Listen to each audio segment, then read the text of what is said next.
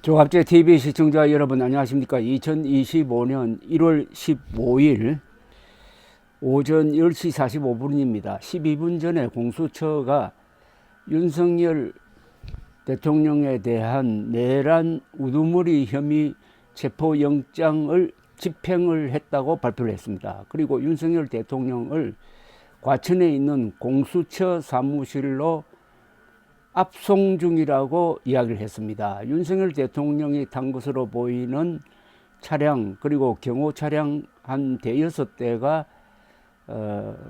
과천을 향해서 달리고 있는 모습이 포착되고 있습니다.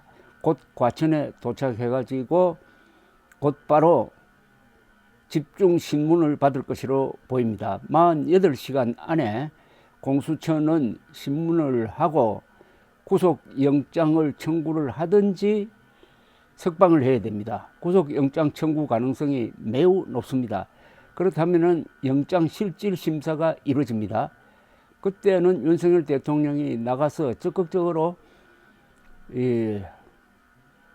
변호를 스스로를 변호하겠다고 하고 있습니다. 아마도 구속영장이 발부될 가능성이 또한 매우 높습니다.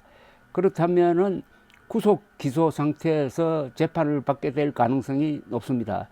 그리고 상당한 중형을 선고받을 가능성이 높습니다. 그렇다면은 윤석열 대통령은 이제는 영원히 오늘 떠난 관저로 돌아오기 힘들게 될 가능성 또한 높습니다.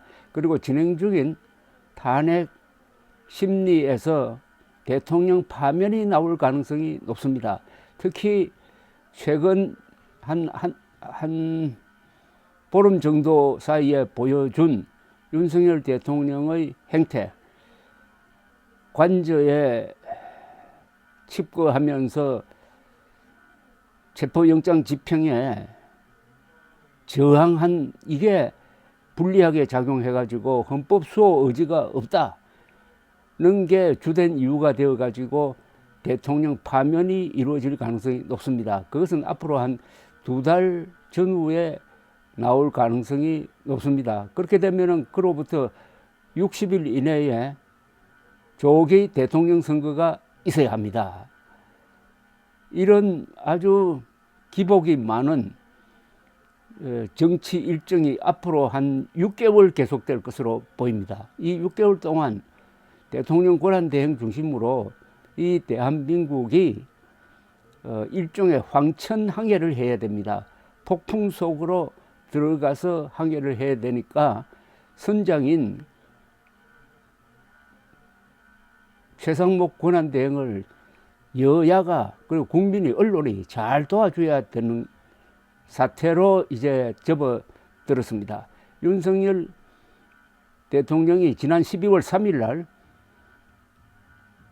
비상계엄령 선포를 했다가 2시간 만에 국회에 의해서 진압된 그 후유증이 더 큽니다. 이게 대한민국이 과연 우리가 가진 민주주의 힘으로서 법치의 힘으로서 극복할 수 있느냐 아니면 여기서 좌절하느냐의 기로에 서 있습니다. 이럴 때일수록 국민들은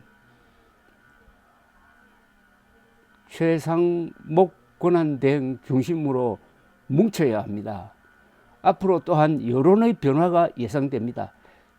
윤석열 대통령 비판 쪽으로 갔던 여론이 요사이는 오히려 반작용으로 민주당 이재명 비판으로 돌아서고 있는데 오늘 또 이 체포영장 집행이 그 여론에 어떤 방향으로 또 작용할지 궁금합니다.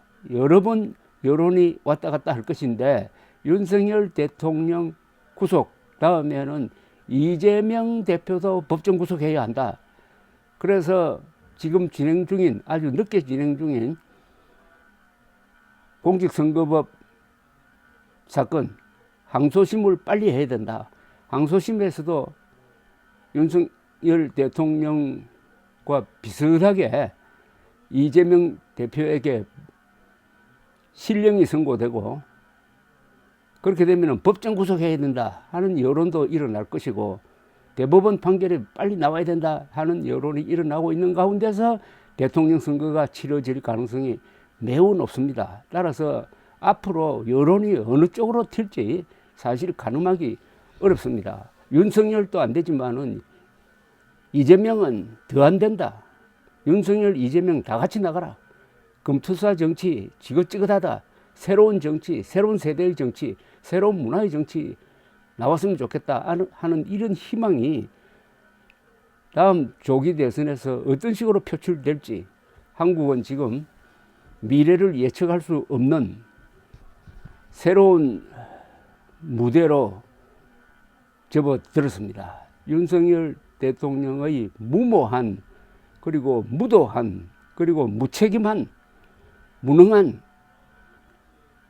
계엄 선포가 이런 파장을 남기고 있습니다. 윤석열 대통령이 부인을 지키기 위해서 했는지 아니면 부정선거 음모론에 넘어가서 발작을 해서 한 건지 앞으로 수사 그리고 탄핵을 통해서 아마 드러나게 될 것입니다. 2025년 1월 15일 오전 10시 33분 윤석열 대통령 내란 우두머리 혐의자에 대한 체포영장이 집행되었습니다. 감사합니다.